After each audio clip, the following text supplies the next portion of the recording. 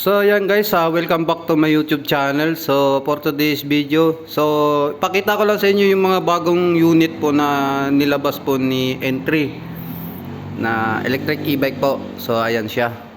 So ito po yung bagong labas namin na mga unit ngayon. Bali mga Garo din po siya. So iba-ibang unit po siya. So dalawang klaseng unit po pero iba-iba po yung kulay po. So ito po yung unit namin. So ayan siya. Ayan. Garo din po. Tapos ito Garo din. Ayan. So bali ito po, ipapakita ko lang sa inyo yung bali na assemble ko na. So ito may battery na to, 72 volts. So yung nandun po sa may dulo, yung pambabae po, ayan siya. Pwede din siya pang lalaki, pwede pang babae po. So depende na lang po. Ayan. So may top box na rin siya. Ayan siya. Bali ang controller niya 1200 watts. Yung hub niya 1200 watts din. Tapos 60 volts din siya. So ayan, try natin siya. Open natin.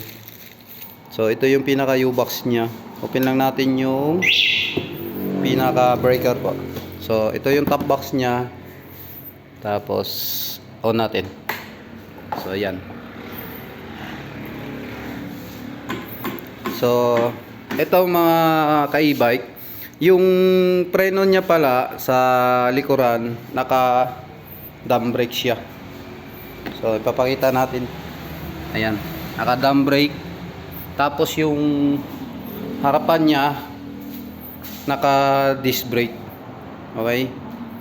Tapos ito yung pinaka panel niya. Tapos nandito na yung pinaka switch niya. Ayan.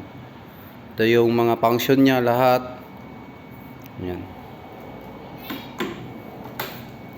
Tapos yung pinaka top box niya. So tinan din natin yung pinaka top box.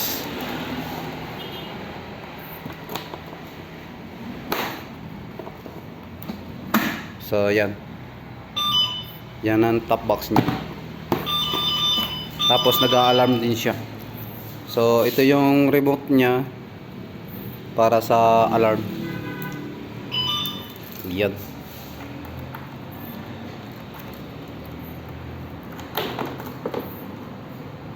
So yan.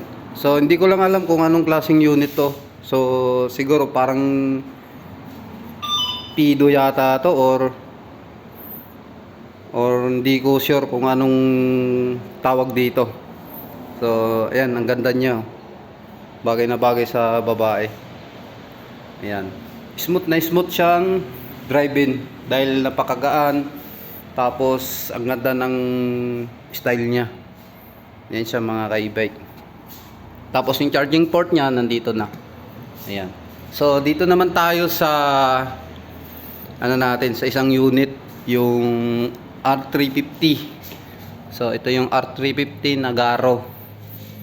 So ito wala pang battery to. So ayun pa yung battery niya.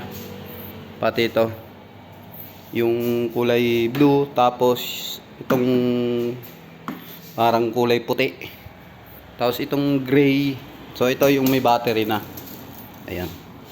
So yan, on natin siya.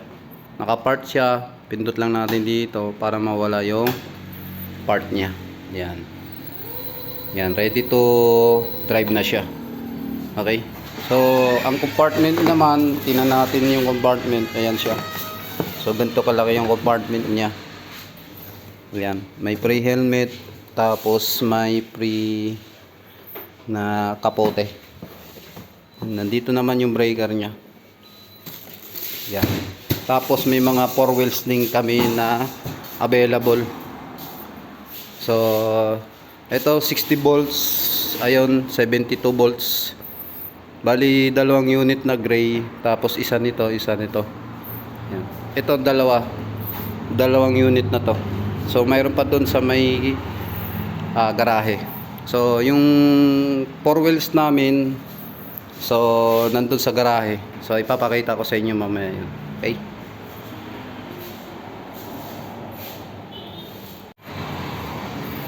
So, yan guys, bali may dinala akong dalawang unit na 4 wheels. So, ito siya. Yan, kulay gray saka kulay yellow po.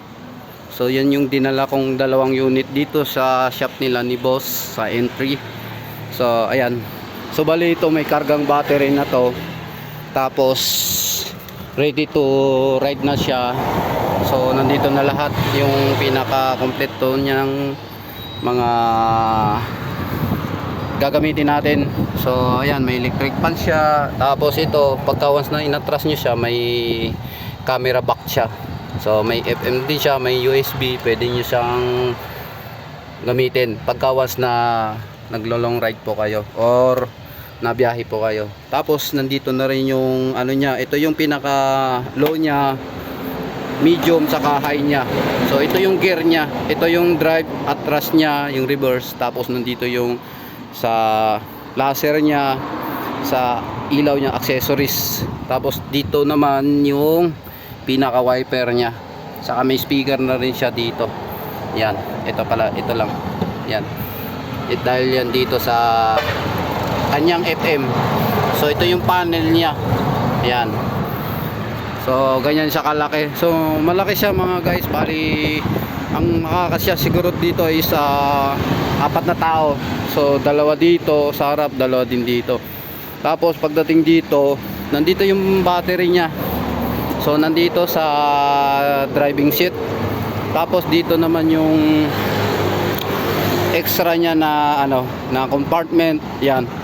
Ito, compartment niya. Tapos dito mayroon din siyang compartment. So nandito yung susian niyan.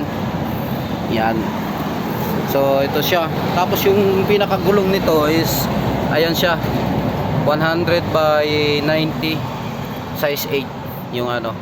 So ito naka differential motor, 800 watts na differential, tapos 800 watts na controller, tapos yung battery niya is 60 volts. Okay. So available yan dalawa. So ito lang muna yung din-display namin dito sa shop nila ni boss. Tapos yung iba nandun pa sa garahe niya. So maraming kulay din doon. Kung gusto niyo ng red, white, yellow, yan, yellow to. Tapos yung kulay light green. Yun, mayroon kaming available doon mga guys. So ayan siya. So ayan, napakaganda, mabilis din siya. Yan. Tapos ito yung handbrake niya. Okay. So ganito siya kalaki guys. Pag once na gusto niyo yung paghatid sundo sa mga estudyante, sa mga anak niyo, yan. Tapos may extrang tire na rin siya dito sa likod. So ganun din dito yung isa. Yan siya. Tapos may mga ilaw din. So bali yung ilaw niya dito nasa taas. Ayan. Tapos yan, ito. Ayan yung pinaka headlight niya sa taas. Ayan yung headlight.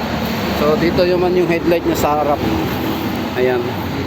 So ito may accessories siya. So ayan siya. Ayan. So ayan, kung gusto niyo mag-avail po dito, so message lang po kayo dun sa Entry Electric Motorcycle Parts. Ayan po siya. So ito siya. Ayan. So PM lang kayo doon mga bossing kung gusto niyo mag-avail ng mga e-bike dito sa shop nila ni boss. So ayan, available naman yan dito. May mga 4 wheels sila saka 2 wheels po. So dito lang po yan. Entry. Located po sa Tagaytay po. Ayan. So yan lang guys. Maraming salamat sa walang sawang pagsuporta sa aking YouTube channel. So thank you po.